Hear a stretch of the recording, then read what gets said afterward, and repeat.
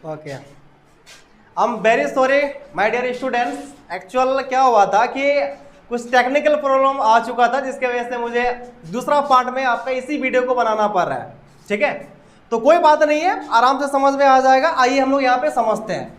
जैसा कि आपको पता है कि मैं यहाँ पे आपको ये चीज समझा रहा था, है ना, कि यहाँ पे देखिए इजेएमआर के बाद जो है ना ऑब्जेक्ट के जगह चाहे नाउन वर्ड यूज होगा या तो फिर एडजेक्टिव यूज होगा। हालांकि मैंने यहाँ पे आपको बताया था कि इजेएमआर के बाद बहुत सारे वर्ड यूज होता है, चाहे नाउन वर्ड यूज हो सकता है या एडजेक्टिव या तो फिर आपका V4 या तो फिर V3 या तो फिर और भी सारे वर्ड यूज हो सकता है। लेकिन फिलहाल अभी जो आपको यूज करना है, अभी फिलहाल आपको यूज करना है सिर्फ और सिर्फ यहाँ पे ऑब्जेक्ट के जगह पे नाउन या एडजेक्टिव वर्ड यूज करना है। तो मैं यहाँ पे आपको ये चीज समझा रहा था कि एडजेक्टिव होता क्या चीज है। तो ध्यान दीजिएगा, एडजेक्टिव का डेफिनेशन आपको बहुत खतरनाक तरीका से बताया गया है। हालांकि मैं अभी आपको एडजेक्टिव नहीं पढ़ा रहा हूं, लेकिन फिलहाल अभी मैं थोड़ा सा यहाँ पे हिंट्स दे देता हूं आपको। ध्यान दीजिएगा कि जैसे आपको यहाँ पे पढ़ाया गया है कि एडजेक्टिव का डेफिनेशन के बारे में क्या चीज कि जो नाउन या प्रोनाउन की जो विशेषता बताता है, मतलब जो शब्द नाउन या प्रोनाउन की विशेषता बताता है उसको हम लोग क्या बोलते हैं, एडजेक्टिव बोलते हैं। ये तो आपको समझा गया ना।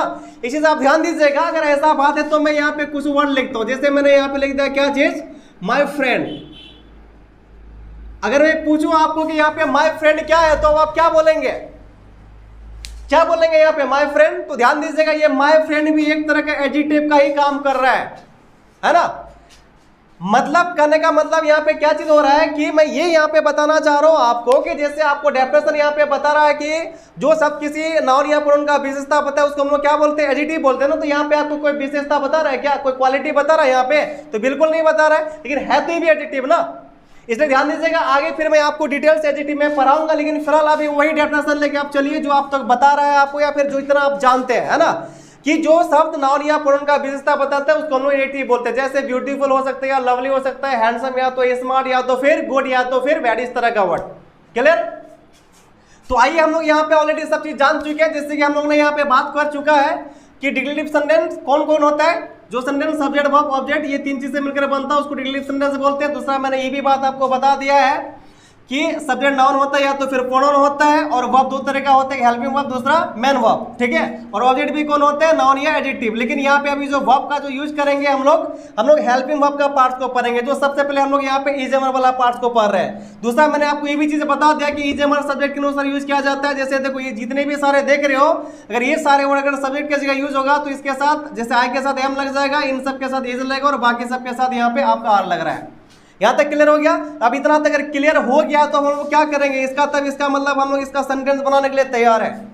तो क्या करें हम लोग, इसका एक सेंटेंस बनाए। चलिए तो हम लोग यहाँ पे एक सेंटेंस बना रहे हैं। यहाँ पे ध्यान दीजिएगा, यहाँ पे जैसे यहाँ पे एक मैं सबसे पहले सब्जेक्ट लिखता हूँ। जैसे मैंने यहाँ पे एक सब्जेक्ट लिखा राम, बहुत ही छोटा सेंटेंस लिख रहा हूँ, टेंशन मत लेना, ठीक है। यहाँ पे एक मैं सेंटेंस लिख रहा हूँ राम, ठीक है। अब एक चीज बताइए यहाँ पे कि जब मैंने सब्जेक्ट लिख दिया तो सब्जेक्ट के बाद क्या चाहिए, इजेएमआर चाहिए ना। तो मुझे बताइए कि राम के साथ क्या लगेगा। तो राम में क्या सिंगुलर सब्जेक्ट है, तो इसलिए सिंगुलर सब्जेक्ट के साथ क्या लगेगा, इज लगेगा ना।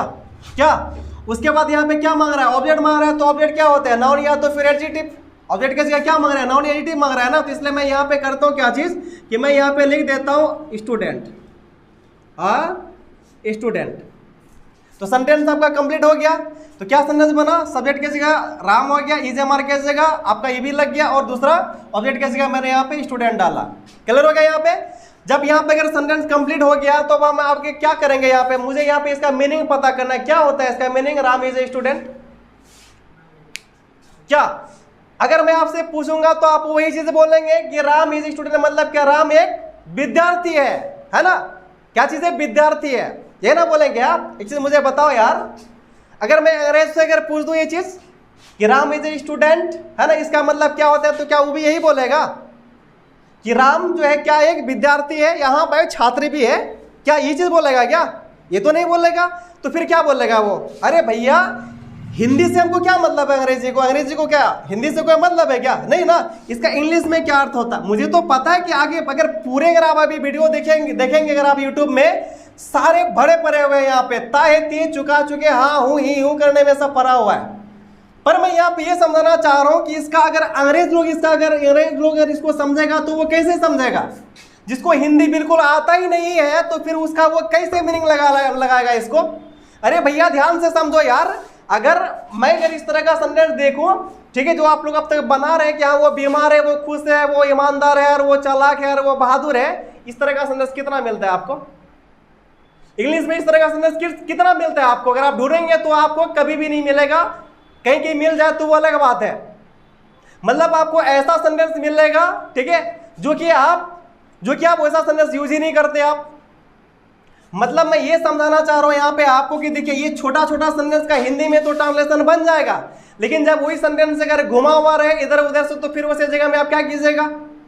फिर उसका क्या ट्रांसलेशन कीजिएगा? आप नहीं कर सकते हैं।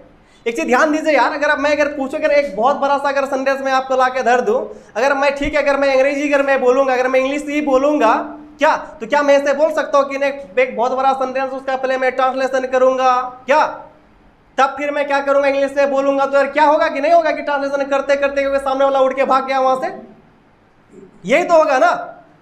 हो सकता है क्या कि भाई एक इतना बड़ा सेंटेंस है, उसको पहले हम ट्रांसलेशन करेंगे, फिर तब हम बोलेंगे, है ना, तब सामने वाला सुनेगा, तब तक उठ के वो भाग जाएगा। रियल इंग्लिश में ऐसा कुछ भी नहीं होता है। अब हिंदी जो बोलते हो तो हिंदी के अलावा दूसरा और भी कोई क्या भाषा सोचते हैं क्या? अब नहीं, जो हिंदी में आता है बोलते हुए जाते, उसी तरह आपको क्या करना है, इंग्लिश में करना है ना। इसलिए ध्यान दीजिएगा, उस चीज को अगर करना है तो सबसे पहले आपको ये राम एक विद्यार्थी ये चीज करना भूलना पड़ेगा, है ना। इसलिए ध्यान दीजिए यहाँ पे इसका इंग्लिश में क्या अर्थ होता है, तो इसको हम समझाने की कोशिश कर रहे हैं। ध्यान दीजिएगा, देखिए एक अंग्रेज लोग इसका ये अर्थ लगाता है, इसका ये अर्थ होता है कि ध्यान दीजिएगा कि सब्जेक्ट के साथ इजेमर लगा हुआ है, इजेमर के बाद यहाँ पे नाउन अगर एडजेक्टिव लगा हुआ रहेगा तो यहाँ पे अर्थ ये लगाना है कि ये जो सब्जेक्ट है ना, मतलब प्रेजेंट टाइम है, वो ये चीज है। अच्छा एक चीज और भी मैं थोड़ा यहाँ पे आपको समझा दो। यहाँ पे देखिए ये जो आप देख रहे हैं यहाँ पे इजेमर क्या चीज है? एक वर्ब है, एक कोई टाइम का नाम नहीं है। लेकिन ध्यान दीजिएगा यहाँ पे इजेमर जो होता है ना, ये प्रेजेंट टाइम यूज होता है, ठीक है। जैसे हम लोग को टाइम के बारे में पता है, चाहे वो टाइम पास्ट का हो गया, प्रेजेंट का हो गया, तो फिर फ्यूचर का होगा। टाइम तो तीन ही होता है ना क्या। इसलिए ध्यान दीजिएगा यहाँ पे कि इजेमर जो होता है ना, ये प्रेजेंट टाइम के लिए यूज होता है। इसलिए ध्यान दीजिएगा कि अगर आप देखिएगा कि कभी भी अगर सब्जेक्ट के बाद इजेमर लगा हुआ रहेगा, इजेमर के बाद ऑब्जेक्ट की जगह नाउन एडिटिव अगर लगा हुआ रहेगा, तो इसका अर्थ यही लगाइएगा ये जो सब्जेक्ट है ना प्रेजेंट टाइम में, मतलब वो ये चीज है। जैसे अब यहाँ पे देख रहे हैं कि राम इज स्टूडेंट, मतलब क्या ये ना कि जो सब्जेक्ट है मतलब जो राम है भाई, इज प्रेजेंट टाइम में वर्ड क्या चीज है, तो स्टूडेंट। उसी तरह अगर मैं यहाँ पे बोल दूं यहाँ पे क्या चीज कि इंडिया इज अ क्या कंट्री, तो यहाँ पे क्या मतलब बनना है, ये जो सब्जेक्ट है प्रेजेंट टाइम में क्या चीज है, ये चीज है। उसी तरह अगर मैं यहाँ पे बोलूंगा क्या चीज की बिहार इज क्या रहे स्टेट, तो यहाँ पे क्या मतलब बन रहा है कि बिहार क्या चीज है, तो प्रेजेंट टाइम में अ स्टेट। ये तो समझना है आपको। ध्यान दीजिएगा, ये आपको क्या करना है, आपको अब अपना आदत डाल देना है आपको इस चीज को। क्लियर है? इस चीज को क्या करना है आपको, अब आदत डालना है। इसे ध्यान दीजिएगा कि देखिए 10 सालों में हम लोग बचपन से लेकर तो ताहे तो करते हुए आ रहे हैं ना। जैसे थोड़ा सा आपको तो परेशान करेगा, जैसे आप इसको अगर पढ़िएगा तो तुरंत दिमाग में इसका हिंदी आ जाएगा, है ना। तो आपको हिंदी को भूलने की कोशिश करना है, आपको आदत यही चीज डालना है कि जो सब्जेक्ट है प्रेजेंट टाइम में यही चीज होता है ना। ये थॉट के साथ आपको क्या करना है, इसका प्रैक्टिस करना है। क्लियर हो गया? तो आज मैं ज्यादा लंबा वीडियो नहीं बनाऊंगा, ठीक है। और बाकी जो भी मेरे यहाँ पे अभी ऑफलाइन जो क्लास पढ़ रहे हैं, एक बार चीज मैं बता दूं यहाँ पे कि मैं दोनों के लिए भी फिलहाल जैसे मेरे यहाँ पे ऑफलाइन वाले भी स्टूडेंट पढ़ रहे हैं और साथ साथ में ऑनलाइन वाले को भी पढ़ाने की कोशिश कर रहा हूँ, ठीक है। तो मैं आप लोगों में यहाँ पे बता दूं यहाँ पे कि अभी फिलहाल ऑफलाइन के लिए तो कोई दिक्कत नहीं। ऑफलाइन वाले को अगर मैं और भी अगर आधा घंटा पढ़ा दूंगा तो कोई दिक्कत नहीं है, लेकिन आप लोग के लिए जो फिलहाल अभी ऑनलाइन मेरे से क्लास कर रहे हो, तो हो सकता है कि उसके लिए वीडियो थोड़ा लॉन्ग मतलब लंबा हो जाएगा। तो इसके वजह से मैं चाहता हूँ कि आपको फिर नेक्स्ट वीडियो में इस चीज़ को प्रोवाइड करवाऊँ, ठीक है। तो फिलहाल मैं आपके लिए अभी कुछ काम करने के लिए मैं आपको फिलहाल आपको कुछ होमवर्क दे रहा हूँ, है ना। आपको ट्राई करना है इस चीज को बनाने की, है ना। तो करना आपको क्या चीज है फिलहाल इसी ध्यान दीजिएगा। आप फिलहाल अभी छोटा छोटा काम कीजिएगा, ठीक है। फिर कल मैं आपको बताऊंगा कि यहाँ पे इजे मतलब सब्जेक्ट प्लस इजेमर प्लस ऑब्जेक्ट से रिलेटेड कितना डिफरेंट आप सेंटेंस बना सकते हैं, ठीक है। मतलब कैसे इसका सेंटेंस बनाएंगे, क्योंकि जैसे आपको पहले ट्रांसलेशन का बुक पढ़ा देता था और आप क्या करते थे, ट्रांसलेशन से मतलब देख देख के आप उसको क्या करते थे, आप कोई सेंटेंस बनाते थे, ये ना करते थे। लेकिन अब मैं चाहता हूँ यहाँ पे कि आपको ट्रांसलेशन की बुक की कोई जरूरत नहीं पड़ेगा, आप खुद एक ट्रांसलेशन है, एक अब ट्रांसलेशन का क्या है, एक बुक है। आप तो आप कैसे सेंटेंस बनाएंगे डिफरेंट, तो उसके लिए मैं कल आपको उसका टेक्निक बताऊंगा और बहुत जबरदस्त टेक्निक है, ठीक है। आप मैं पूरा कोशिश करूंगा कि कल तक आपको फिर एक नेक्स्ट वीडियो में अपलोड कर दूंगा, ठीक है। तो अभी फिलहाल के लिए आपको जो काम करना है, तो फिलहाल यही काम करना है कि आपको आपके लिए बस छोटा छोटा मैं काम दे रहा हूं अभी फिलहाल, उसको आपको क्या करना है, आपको बनाना है, प्रैक्टिस करना है। तो प्रैक्टिस क्या करना है फिलहाल ये चीज ध्यान दीजिएगा आप यहाँ पे। जैसे आपको यहाँ पे फिलहाल होमवर्क के लिए बस मैं इतना चीज दे रहा हूँ यहाँ पे कि आप ध्यान दीजिएगा। जैसे आई के साथ क्या लगता है, एम लगता है ना, तो एम के बाद यहाँ पे कोई एक वर्ड सेट कीजिएगा, चाहे जैसे हम स्टूडेंट या फिर हम डॉक्टर या तो फिर हम इंजीनियर। अभी छोटा छोटा सेंटेंस यूज कीजिएगा, फिर धीरे धीरे क्या होगा, ये आपका बढ़ते हुए चला जाएगा लेवल, है ना। इसका आप क्या कीजिएगा, 10 सेंटेंस बनाइएगा। उसी तरह फिर यहाँ पे मैं और भी दे रहा हूँ यहाँ पे, ठीक है। जैसे वी के साथ क्या लगा, इसका भी आप 10 सेंटेंस बनाइएगा। बस सिर्फ यहाँ पे एक नाउन वर्ड सेट करना है आपको 10-10 करके। उसके बाद फिर यहाँ पे क्या यूज करना है, यहाँ पे यू के साथ क्या लगेगा आर, फिर इसका 10 सेंटेंस बनाना है आपको। फिर उसी तरह यहाँ पे ही के साथ क्या लगेगा एच, इसका फिर आपको क्या बनाना है, 10 सेंटेंस बनाना है ना। उसी तरह फिर यहाँ पे सी के साथ एच, इसका भी आपको क्या करना है, 10 सेंटेंस बनाना है, ठीक है। मतलब क्या करना है कि सबका आपको 10-10 सेंटेंस बनाना है। और बनाने के बाद आपको क्या करना है, ये सारे सेंटेंस को इंग्लिश टू इंग्लिश बस अंडरस्टैंडिंग करने की कोशिश करना है कि ये जो सब्जेक्ट है प्रेजेंट टाइम ये चीज है ना। पहले आप 10-10 करके सेंटेंस बना लीजिएगा। 10-10 करके सेंटेंस बनाने के बाद हिंदी को भूलने की कोशिश करना है। मतलब ये थॉट लेके आपको प्रैक्टिस करना है कि जो सब्जेक्ट है प्रेजेंट टाइम में ये चीज है। क्लियर। जैसे अगर मैं यहाँ पे बोलूँ क्या चीज की, आई एम अ टीचर, तो क्या इसका हिंदी की कोई जरूरत है? अभी भी तो मैंने आई के बारे में बताया ना। जब खुद का नाम ही लेना है तो क्या यूज कीजिएगा, वहां पे आई यूज कीजिएगा। इसलिए आई एम प्रेजेंट टाइम में व्हाट, अ टीचर। आराम से हमको समझ में आ रहा है ना।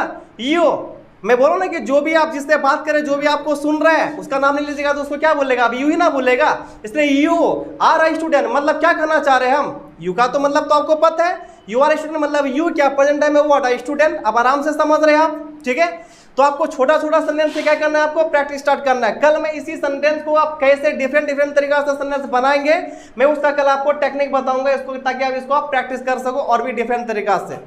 बाकी इजेएमआर सेंटेंस से, इजेएमआर से रिलेटेड सेंटेंस और भी कितना बेहतर बना सकते हैं आप, उसके लिए तो मैं आपको पीडीएफ भी प्रोवाइड करवाने की कोशिश करूंगा। फिलहाल उसके लिए आपको वेटिंग करना पड़ेगा, ठीक है। तो अभी के लिए बस मैं इतना रहने के लिए देता हूं। और एक चीज और भी मैं आपको मैसेज दे दूं यहाँ पे कि अभी 2 क्लास आपके लिए बहुत ही आसान क्लास, मतलब बहुत ही इजी क्लास होने वाला है, ठीक है। जैसे आज मैंने दे चुका हूं, फिर कल होगा, मतलब 2 क्लास और भी इजी क्लास होगा। उसके बाद जो आगे की जो क्लास होगी थोड़ा आपके लिए मतलब डिफिकल्ट हो सकता है, तो इससे आप घबराइए मत, ठीक है। अगर मेरे पास पढ़ रहे हैं तो आपके लिए बहुत ही आसान हो जाएगा, टेंशन नहीं लेना है। बस मैं यहाँ पे कोई प्रोफेशनल यूट्यूबर की तरह मैं यहाँ पे वीडियो नहीं बना रहा हूँ आपको। मेरा बस उद्देश्य ये है कि आप अंग्रेजी सीख जाए। जिस प्रॉब्लम से आप जूझ रहे हैं, जिस प्रॉब्लम से आप अब इतना बड़ा टेंशन लेके घूम रहे हैं, तो मैं चाहता हूं कि वो सारा टेंशन आपका सॉल्व हो जाए, ठीक है। विश्वास कीजिए, अब मेरे साथ आप जुड़े हुए रहिए आप, ठीक है। एक एक करके वीडियो आपको देखना है और जो भी मैं आपको बोल रहा हूं उस पर बस सिर्फ आपको काम करना है, ठीक है। उम्मीद करता हूं कि धीरे धीरे आपका क्या हो जाएगा, इंग्लिश बहुत बेस्ट हो जाएगा। बस सिर्फ और सिर्फ मेरे साथ, ज्यादा नहीं, आपको बस 2 महीना सिर्फ जुड़े हुए रहना है आपको, ठीक है। देखिए आपका अंग्रेजी कहां से कहां पहुंच जाता है, ठीक है। तो फिर मिलता हूं फिर मैं कल, तब तक के लिए बाय, ठीक है। तब मिलता हूं फिर कल। आइए आप लोग भी कल। Thank you for coming.